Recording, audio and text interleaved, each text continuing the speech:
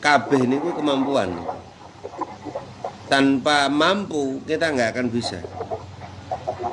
Makanya ibadah itu salah satu rezeki. Salah satu rezeki dari Allah. Jadi salah satu rezeki dari Allah. Jadi nek sampean ora diwehi, lho, rezeki paling tinggi niku sehat. Lah fungsi sehat itu apa? Fungsi sehat itu adalah ibadah, ngoten lho. Jadi menungso diwehi sehat niku tujuannya setunggal. Ya ibadah niku. Jadi rezeki itu, jadi rezeki itu pemberian Allah. Jadi nek sampean iki mboten mboten diwehi rezeki rupane sehat, ora iso ibadah.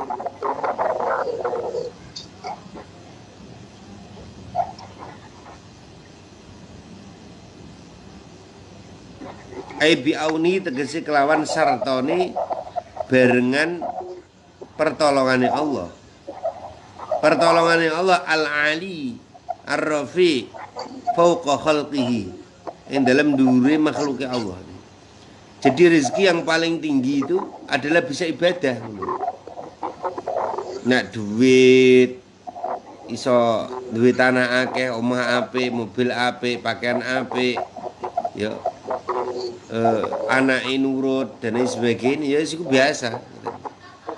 Tapi rezeki yang paling tinggi adalah bisa mampu untuk ibadah.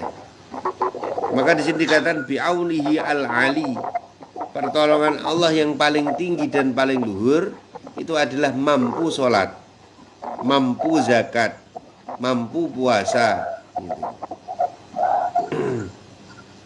Walaisa fawqahu syai'an. Wal muradu ta perkara kang den karepake bi kelawan al-ali iku uluwu qadrin. Dhuwure derajat wa manzilatin lan panggonan.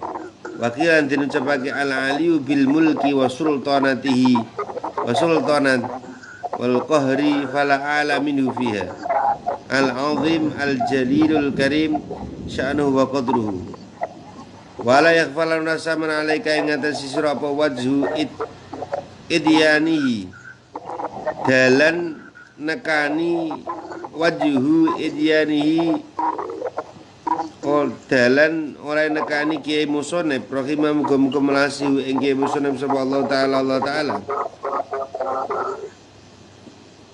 bil haqi kelawan hak kilatan kelawan kicihuna ing dalem kene panggonan wa kaifalan hale kaya apa ora nekani wahia utawi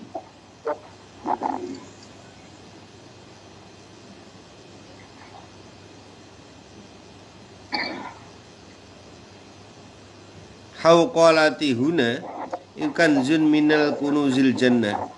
Jadi orang yang mendapat rezeki ibadah itu berarti orang ini adalah orang yang diberi pertolongan menjadi arsitek surga. Jadi nek sampean iku salat ya bangunannya lanjut. Surga itu belum ada tanamannya, belum ada mutiaranya, belum ada berliannya, belum ada tanduran sing diceritakno. Lho surga niku Masya Allah Pak, diceritake diriwayatkan di Ihya Ulumuddin. Surga itu kalau kita pandang pohon-pohonnya itu buah bunga ya, bunga kembang-kembang. Umpamane anggur ya kembang-kembang. Tapi kalau kita ingin makan anggur, ya langsung dari bunga itu langsung jadi bunga, jadi zigot, jadi jadi buah dan kemudian terbang mendekati kita. Tanpa harus kita rekoso menek-penekan ngono, methiki mboten perlu. Di surga itu tidak ada kesengsaraan. Lah arsiteknya itu siapa? Arsiteknya kita sendiri. Sampean-sampean kabeh niki. Ngeten lho. Dadi nek sampean males salat, yo berarti yo arsitek yang malas itu lho. Ndak ada bangunan itu. Jadi surga niku nek diterangke Mbah Nabi Ibrahim alaihissalam, urung ana tandurane, urung ana bangunane, ngoten niku. Lah yang bangun siapa? Apakah malaikat? Ndak. Tasbih kula jenengan sami. Salat jenengan sami, zikir jenengan sami. Mana surga yang paling tinggi di akhirat? Surganya siapa? Surga orang yang ahli ingat Allah. Itu setiap kita membaca lafaz Allah, Allah, Allah, terbangunlah surga jenengan itu. Lah yang utama rajanya daripada semua zikir adalah sholat. Wong zikir rina wengi sore tapi mboten sholat, ya padha karo ana desa ora ana kepala desane, ana kerajaan ora ana rajane, ngoten. Ya berarti napa? Ya ora ana, ngoten. Makanya kunci daripada orang berzikir itu mengerucut pada sholat. Dan zikir ribuan miliatan kali tapi mboten sholat, ya ndak bisa. Ibaratnya ngeten lho. Sholat itu adalah bangunan utama. La zikir, tasbih, hamdalah, istighfar. Itu ibaratnya manik-maniknya. Ibaratnya itu adalah hiasannya. Ada permata, ada zabarjud, ada apa? Ada zabarjud, ada mungkin marjan, ada tapi mboten marjan apa sirup niku mboten. Intan marjan, yang bener-bener marjan ya.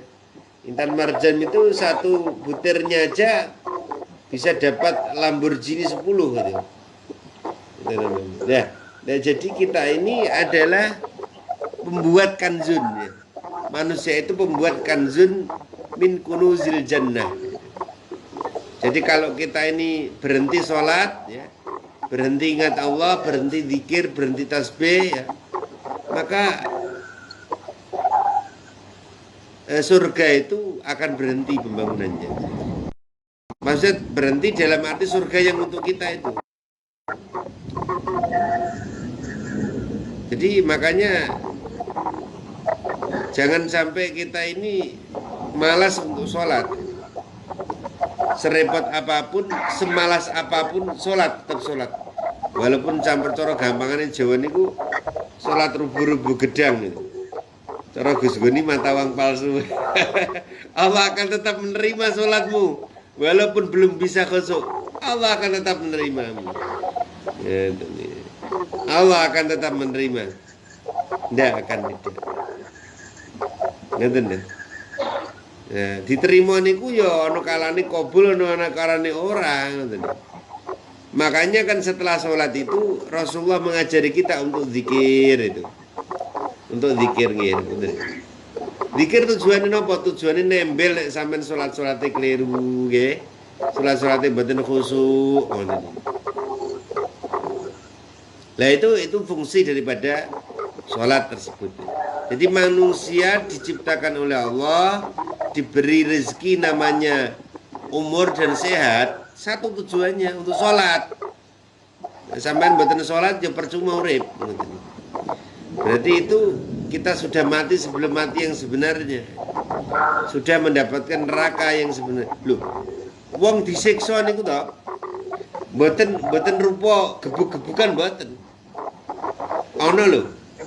Wong ini ku contohnya ngeten, contoh kayak. Ada orang yang disiksa tapi dengan apa? Dengan kemewah-kemewahan gitu. Sampai dia wonten kok, kalau niku pernah lihat cerita. Ada orang membunuh orang itu dengan kenikmatan-kenikmatan. Wong enten kalau nate ndelok film teng luar negeri. Anaknya ini tahu kalau bapaknya itu kena penyakit apa? Gula darah itu. Lah anaknya ini anak yang jahat itu. Anaknya ini kepengen bapaknya cepat mati. Akhirnya anak ini memberikan kenikmatan-kenikmatan pada ayahnya. Dipuakani sing legi-legi, macem-macem sing enak-enak. Akhirnya bener, tidak selang berapa lama bapaknya mati. Lah ini berbahaya. Nah, kita di dunia ini siksa Allah itu bisa berupa kenikmatan-kenikmatan. Lah wong kali ora salat, wong ora salat wae sugih. Kan enten ngoten iki. Nggih mboten.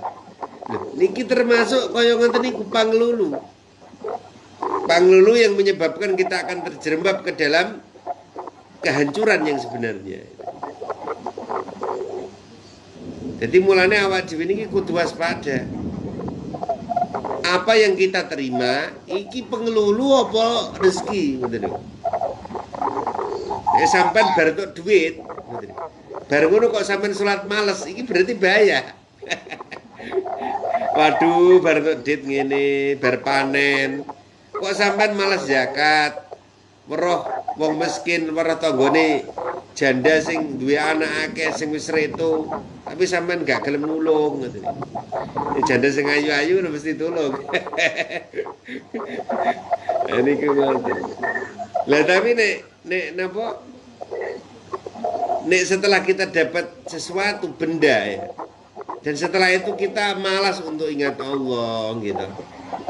Malas untuk mendekatkan diri kepada ini berbahaya. Jangan-jangan ini bukan rezeki. Ini sesuatu yang akan menjebak kita. Ini faktor eksternal yang akan menghancurkan internal. Itu yang kita harus berhati-hati. Makanya jangan sampai apa yang dikasihkan kepada Allah kita ini nikmat atau istidraj gitu. Rezeki atau istidraj.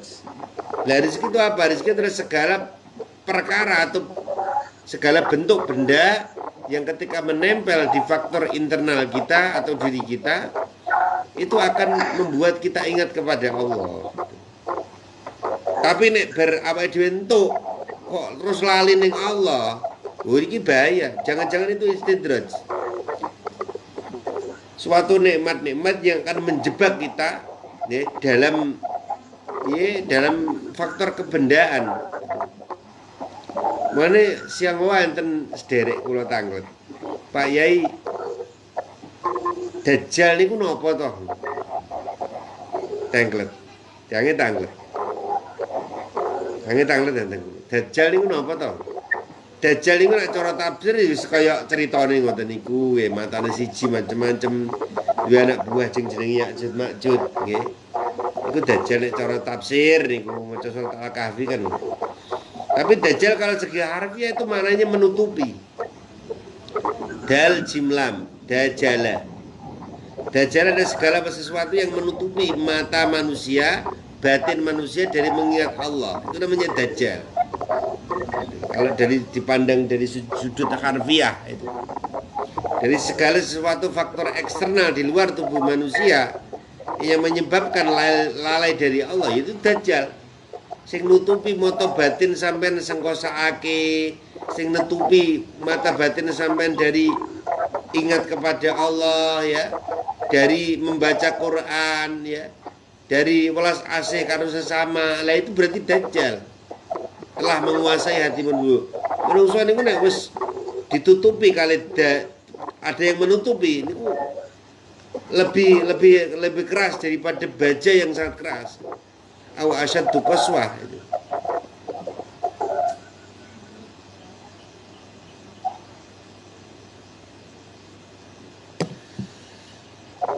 Ngene niki sedanten itu kita kembalikan kepada Allah. Allahumma Gusti Allah laka iku tetep kadune panjenengan alhamdulillah wis kabehane puji. Wa min kalan iku sangi panjenengan al-faraju tawi kajembaran. Wale kalan iku maring panjenengan al-mustaqaw tawi wadul. Wa bi kalan iku tetep kelawan panjenengan al-musta'anu tawi dat kang den suwuni pitulung. Wala haula wala quwata illa billahil aliyil azim. Jadi kebahagiaan, segala macam pujian, segala macam keanugerahan ya, dan tempat melapor ya, tempat meminta pertolongan itu semua Allah, milik Allah. Yang jenengan njaluk tulung tenggene menungso ngoten iki. Tenggene menungso nggih, 1 kali ya ditulungi gitu. 2 kali ditulungi. 3 kali ditulungi, 4 kali mungkin wegah wong. Wong kaya arep njaluk tulung aku. Males aku. Niku menungso, ada titik jenuh dan bosennya. Tapi kalau Allah enggak, semakin kita minta pertolongan kepada Allah, semakin Allah mencintai kita. Dan gini kisah hikmah ini kan enten. Ada seorang yang sedikit ibadahnya ya, sedikit sedekahnya ya mungkin sholat fardu saja ya. Dia belum bisa bangun malam, tapi dia doa terus. Seperti anak kecil yang meminta kepada ayahnya. Innallaha yuhibbul mulkhin. Di dalam sarahnya lafaz itu. Orang itu menjadi min waliyun min auliyaillah. Menjadi kekasih Allah. Allah itu kalau semakin diminta semakin senang. Walaupun secara takdir manusia itu sudah dikasih. Setiap daun yang jatuh ke muka bumi, setiap helai daun itu sudah tercatat di zaman azali. Sudah tercatat di zaman. Lah kalau orang yang mukrul, wah berarti rasa donga wak dewi ya ora iso. Itu tanda semakin cinta seorang hamba kepada Allah, semakin sering menyebutnya. Itu sebagai tanda kecintaan. Semua sudah ditakdirkan oleh Allah. Jenengan saat ini malam ini jalan ke pondok ngaji. Ngaji niku sak penak-penake wong e. Ganjarane wong ngaji ku paham ora paham gitu. Padha karo kaya salat 1000 rakaat. Gitu. Kaya dene kurban 1000 unta gitu. Kaya kaji ping 1000 bayangke. Jajal sampean ngetes dengkule sampean. Tes-tesan wis aja ping 1000. Jajal dites salat ping 100 ngono ae. Kira-kira merotoli ora jengile. Ngene. Jajal sampean tes-tesan e. Ora sak ping 1000, ping 500 ae. Ora dae 3 dina ora waras. Lah bulan niki atur ngaji monggo melu wae. Ngaji karo ngopi-ngopi karo ngerokok ngrungokno sing sae-sae ngene mboten. Ngaji niku ngoten. Sing apik. Ya ada yang bagus kita ambil, yang tidak bagus ya jangan diambil ya kan begitu. Ngaji kan begitu. Nah insyaallah, nah termasuk membangun kualitas iman ya. Membangun kualitas iman itu tidak ada jalan kecuali robito kita ngaji. Robito kita ngaji, kita mendengarkan fatwanya ulama, dawuh-dawuhnya ulama itu yang bagus itu. Makanya itu kita kembalikan semuanya kepada Allah Subhanahu wa taala. Wa hiya faidatun 'azimah, dan di sini di mana kita kalau mau mengembalikan segala sesuatu kepada Allah itu faidatun 'azimah. Itulah namanya manfaat hidup gitu.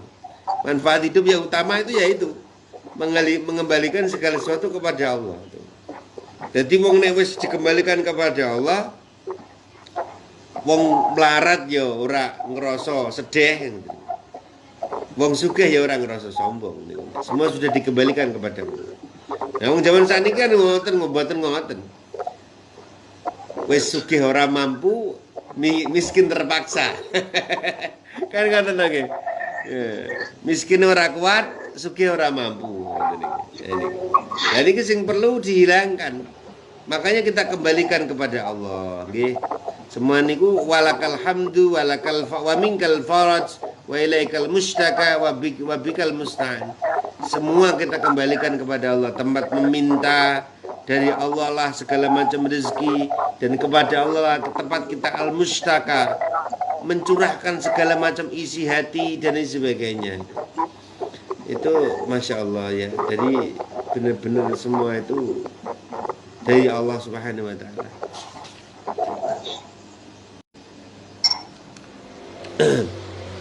Al-aqabatus saniyah utawi telundakan kaping pindho. Wa hiya al-aqabatus saniyah iku aqabatut taubati. Telundake taubat. Jadi makanya di sini itu sudah jelas. Imam Ghazali itu istilahnya menuntun kita semuanya. setelah kita diajarkan untuk tahu ibadah, itu kita disuruh untuk mengenal taubat ya.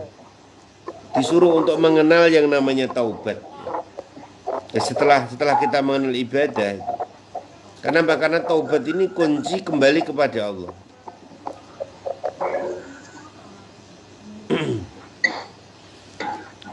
Wa ya ahamu qawaididdin. Wa ya utawi taubat iku qawaididdin. Luwih penting-pentingnya pira-pira agama. Jadi Allah itu maha mencintai hambanya yang taubat, baru yang suci. Mana ojo ngelek-ngelek. Mana cara Imam Ibnu Athaillah Sakandari, Imam Al-Ghazali, kalau ada orang yang maksiat kemudian taubat, itu jangan disepelekan. Ya cara Imam Ibnu Athaillah Sakandari. Bisa juga derajatnya orang yang baru taubat itu lebih tinggi daripada orang yang sudah ibadah dari lahir. Maka di situ tingkatannya innallaha yuhibbut tawwabina wa yuhibbul mutatahhirin. Allah itu sangat cinta kepada hambanya yang taubat dan membersihkan jiwanya, dirinya. Nah, ini adalah tingkatan naik setelah orang tahu ibadah, naik ke taubat. Bahkan orang-orang yang sudah ibadah sejak bayi disuruh taubat. Jangan-jangan ibadahnya ini hanya karena faktor eksternal, bukan internal. Faktor luar, faktor ewah dengan tetangganya, faktor ewah dengan mertuanya, faktor ewah dengan anaknya, faktor ewah dengan keluarganya, atau faktor ewah karena dia pimpinan sebuah perusahaan dan sebagainya. Ada. Maka dari semua itu kita harus taubat. Ibadah hanya untuk Allah. Mana kalau ndeminku sempat di Jawa Timur sempat ngaji membahas tentang Baitullah. Omahe Gusti Allah. Ada orang bertanya, "Apa Yai, apakah bisa ya masjid itu dinamakan Baitullah, rumah Allah?" Itu dibahas. Apa ya Gusti Allah di omah? Apakah Allah itu ada di rumah itu kan? Ternyata di sini dibahas kalau Allah itu ya tidak butuh tempat. Ya mboten teng masjid mriku mboten.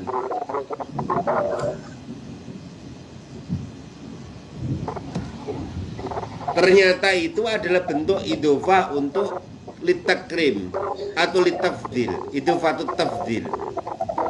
Jadi idhofah itu kalau dalam ilmu nahwu sharaf adalah apa ya, cara Jawa niku nepungno. Jadi intinya menyandarkan segala sesuatu kepada keagungan nih. Jadi mboten Gusti Allah niku teng masjid niku mboten. Gusti Allah teng Ka'bah niku mboten. Maksudnya itu adalah tempat yang tersuci, termulia, tertinggi untuk menyembah Allah. Ngoten lho maksudnya. Mboten Gusti Allah niku teng Ka'bah mriku mboten. Itu adalah idhofatut tafdil kalau dalam ilmu nahwu. Jadi menyandarkan sesuatu kepada yang paling tinggi gitu. Bukannya Allah niku misalnya Gusti Allah niku bersemayam di aras ala arsistawa misalkan. Apa Gusti Allah bertempat di enggak? Maksudnya Allah itu zat yang paling suci dan aras itu adalah tempat semua malaikat menyembah Allah. Bukannya Allah itu di situ, enggak. Maksudnya kita menyandarkan segala sesuatu yang suci, yang tinggi, yang mulia, yang sangat tinggi, tempat untuk menyembah Allah.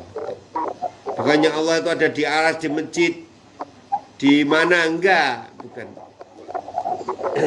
Tempat itu ibaratnya disucikan, tempat yang sangat disucikan untuk menyembah Allah, penghormatan kepada Allah. Bukannya Allah itu di Masjidil Haram, di Masjid Aqsa, bukan. Jadi kembali ke dalam, lah itulah perlunya ngaji tafsir itu begitu. Orang yang tidak mengaji tafsir itu akan apa ya? Akan goblok itu pasti. Makanya kemarin kan udah pas ngaji yang minggu lalu itu kan udah nerangin. Orang yang menafsiri Al-Quran dengan ru'yahnya sendiri tanpa melihat pendapatnya para alim ulama yang ada di tafsir yang salaf yang sebenarnya, seperti Imam Suyuti, Imam Jalaluddin Al-Mahalli dan seterusnya sampai kepada Rasulullah. Lah beliau itu tidak berpendapat dengan sendirinya. Beliau mewakili gurunya sampai Rasulullah Shallallahu Alaihi Wasallam. Ya sampean yang ngono. Mana paling ngaji paling apa ini gua kitab gitu. Jadi kita itu cuma membaca pendapatnya para ulama aja. Jadi kita nggak akan sesat gitu. Jadi itulah yang paling aman. Ojo kemaki. Pakai tuku apa Quran ke pasar terus berpendapat habis, jangan. Itu sesuatu hal yang akan membuat manusia itu ahmak kumprung, sangat kumprung gitu. Ya akhirnya kayak dadi sutat-sutat dusnur ngoten niku. Jadi seperti ini kayak enten nembe mawon viral ya. Ustadz Firanda Adiraja itu tokohnya Wahabi itu kan goblok itu. Katanya Mbah Sunan Kalijaga itu tunggu teken bisa jadi wali. Itu orang yang goblok. Orang yang apa? Goblok. Mbah Sunan itu nunggu teken supaya diakui murid sama Mbah Sunan Bonang. Bukan jadi wali, goblok itu. Nah itulah kegoblokan Sutat Firanda Adiraja itu memahami sejarah. Lah bang sejarah aja nggak paham mau cerita wali. Itu kan kegoblokan daripada Sutat Adiraja Firanda Adiraja itu. Dia mengatakan itu wali-wali setan katanya. Kurang ajar itu. Ustadz kurang ajar. Ustadz kurang ajar dan goblok. Mbah Sunan Kalijaga itu bukan jadi wali nungguin teken, salah kaprah itu. Mbah Sunan itu nunggu tongkat supaya diakui jadi muridnya Mbah Sunan Bonang. Ketaatan, adab santri kepada gurunya. Bukan jadi wali. Itulah Ustadz Sutat goblok. Jangan panggil dia Ustadz, Sutat aja. Sutat goblok. Itu. Jadi setelah beliau diakui jadi muridnya Mbah Sunan Bonang, barulah belajar ilmu kesunanan. Sunan itu apa toh? Segala macam hadis yang telah diajarkan oleh Rasulullah kepada para sahabat, tabi'in, tabi'in, ulama mutaqaddimin, mutaakhir sampai sekarang. Itu kegoblokan ulama-ulama Wahabi. Makanya kemarin tuh waktu saya lagi nyopir, dia ngomong Ustaz Wahabi itu gak paham tentang sejarah, ya betul. Goblok sejarah itu. Jadi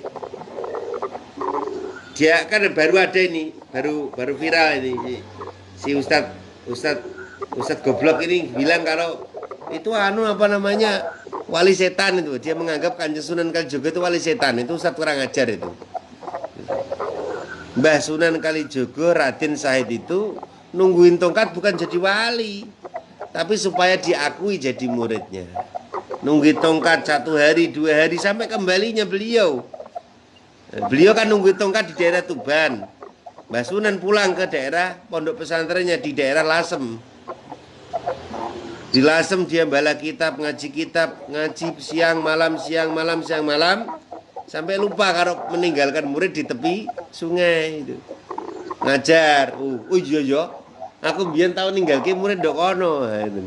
Di sana. Kembalilah Sunan Bonang. Sudah 3,5 tahun. Gitu. Dibuka ternyata Mbah Sunan itu saking lamanya nungguin tongkatnya Mbah Sunan itu. Tongkatnya Mbah Sunan Bonang itu sudah tumbuh daun-daunnya itu. Tumbuh daun-daunnya. Lah, wakilah diriwayatkan itu tongkatnya Mbah Sunan Bonang itu dari bambu. Akhirnya bambu itu tumbuh itu mengelilingi tubuhnya 3,5 tahun gitu. Wis dadi barongan pun. Pun dadi barongan, wis ketutup. Akhirnya Mbah Sunan Bonang mengeluarkan dari dalam hatinya cahaya yang membakar semua semua bambu-bambu tersebut. Akhirnya Sunan Kalijaga ini gosong gitu. Gosong tapi tidak terbakar gitu. Maka Mbah Sunan Kalijaga itu ada yang menyebutkan sebagai Sunan Geseng ya Sunan Kalijaga itu. Jadi gosong di pinggir kali itu.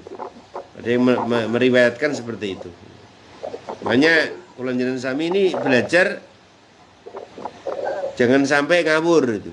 Ya seperti itu Ustadz goblok itu ya saya mengatakan Ustadz goblok karena dia lebih menghina kepada kita itu.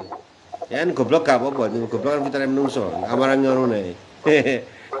Dia menghina para wali-wali 9 termasuk Mbah Sunan Kalijogo itu. Ini Ustadz goblok itu perlu digoblokkan karena apa? Karena sejarah aja nggak tahu apalagi Quran hadis itu. Itu sangat berbahaya. Dan saya beberapa kali membaca ya apa ya istilahnya kutipan-kutipan manuskrip yang datanya otentik. Kalau Wahabi itu mereka nggak mengakui salah satu mazhab itu, termasuk 9 sunan ya, Sunan At-Tirmidzi, Ad-Darimi, Musnad Ahmad, Sahih Bukhari, Muslim, Sunan At-Tirmidzi, An-Nasai, At-Tirmidzi, Ibnu Hibban, Ibnu Majah, Sunan Abi Dawud dan sebagainya itu pernah dianggap itu salah oleh Albani itu. Dedengkotnya Wahabi awal-awal ya. Kembali kepada pembahasan al-aqabatus saniyah wa malu manazilis salikin lan pira-pira pondokane wong-wong sing salik-salik kabeh. Jadi wong yang menuju kepada Allah, orang yang menuju kepada Allah itu harus mondok. Sampeyan paham? Lah mondok iku apa kudu ning pondok cah cilik-cilik ngoten niku teng kamar kamu? Ya ndak. Kamarnya adalah taubat itu. Kamarnya adalah taubat. Jadi kalau orang mau kembali kepada Allah harus mondok. Lah pondok ini kok ada kamarnya.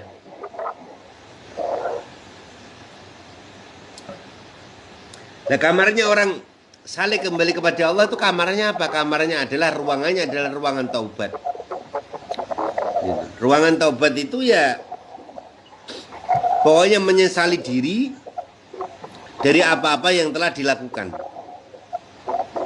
Wa aslu maqamatit thalibin, dan sebagai pokok daripada derajat para santri.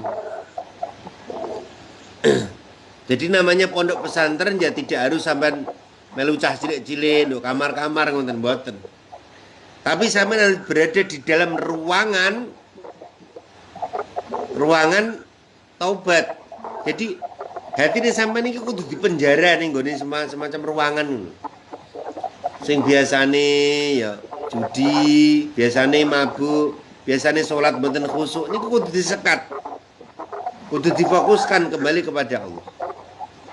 Itu namanya manazilis salikin. Pondokane wong sing menuju kepada Allah. Jadi dunia ini adalah sijnul mukmin. Apa ya?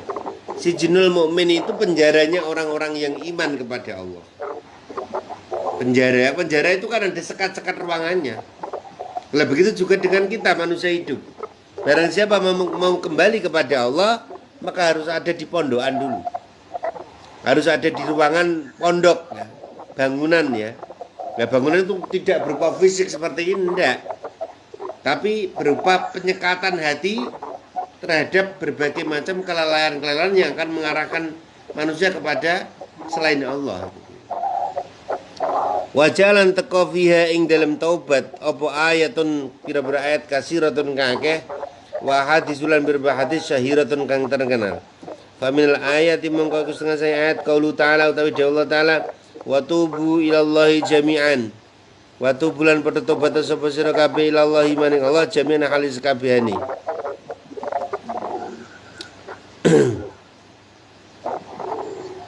Jadi lah tobat paling gampang itu kalau bagi kita semuanya, bagi para salikin itu bersama-sama jamaah ngono. Jadi intinya kumpul bareng-bareng karo koncone. Ikut tobat sing paling penak, jami'an. Halis kabehane. Jadi wong ya pokoknya intinya apa yang didawuhkan oleh Kanjeng Nabi, duduk bersama orang soleh itu lebih baik daripada sholat sab'ina rakaatan. Sholat 70 rakaat atau sab'ina sana. Ibadah 70 tahun. Duduk bersama orang soleh. Tujuannya apa? Kalau kita duduk bersama satu akses dengan orang-orang soleh, kita akan mendapatkan mungkin pencerahan dari omongan-omongan beliau. Nek wong sing soleh niku mesti ngomongnya sing apik-apik, sing genah-genah kan ngono. Tapi nek jenengan kumpulane wong sing ora genah ya bahaya. Nggih ngomong sing elek-elek niku ya akan dadi biasa. Nah, semoga kita ini semua ditolong oleh Allah Subhanahu wa taala, dijadikan orang-orang yang selalu istiqomah dalam berkumpul orang soleh itu. Mana ngaji dek zakat ya disemangati, sergepi kan itu. Anak-anaknya mulai cilik-cilik disergepi teng langgar, nggih. Wong tuane ya setiap kemis ya, setiap nopo, paingan, leginan, itu, ponan, mangkat. Niku luwih apik daripada salat 1000 rakaat. Nah, pamane kok arep males mangkat coba aku tak jajal sepisan ora mangkat ngaji. Tak salat ping 1000 rakaat. Kira-kira piye?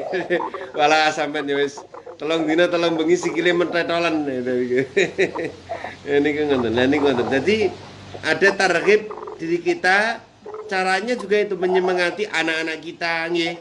Nek maghrib pateni TV-ne gitu mboten. Dipateni TV-ne kon mangkat ngaji utawa asar napa-napa ngoten nggih. Oh nggih niku anu Pak Ustadz Amin. Pak Ustadz Amin, Pak Ustadz Slamet, Pak Ustadz Yono niki ngeten. Besok ini sekalian ngaji ya. Besok mau ada orang yang masuk Islam. Halo. Dengar nggih? Besok itu ada orang yang mau masuk Islam, datangnya pada setelah zuhur. Setelah zuhur itu muridnya Mbah Nyoto itu. Mbah Nyoto Pagar Nusa nggih. Ini saya sampaikan sekalian ini. Biar tidak lupa nggih. Alhamdulillah ada orang yang sudah kerentak hatinya, ada saudara kita yang mau masuk Islam. Besok nanti yang mensadatkan ya Ustadz Amin. Ya mungkin Pak Ustadz Slamet doakan itu sama Pak Ustadz Yono ikut sama-sama santri-santri disaksikan nggih. Besok insya Allah setelah zuhur ini sekalian ngaji saya kasih tahu nggih. Itu insya Allah besok orang SP2 kayak itu, entah orang SP2 kayaknya mungkin orang sana. Ya. Itu akan masuk Islam besok ya. Didoakan semoga-moga saudara kita ini yang mau masuk Islam istiqomah dalam Islamnya nggih. Ngoten nggih. Ya, mungkin Islamnya diberikan kebaikan ya. Berdur pada dur karena paginya Mbah Nyoto itu ada kegiatan itu insyaallah itu. Nggih, mungkin itu yang dapat saya sampaikan dalam ngaji Sirajutul Thalibin ini. Semoga bermanfaat fi amanillah wa fi aunillah wala haula wala quwata illa billah wallahul muwaffiq ila aqwamit thoriq. Wassalamualaikum warahmatullahi taala wabarakatuh. Ngaji apa niku ibadallah sak doane di Pak Ustadz Amin monggo. Monggo nggih.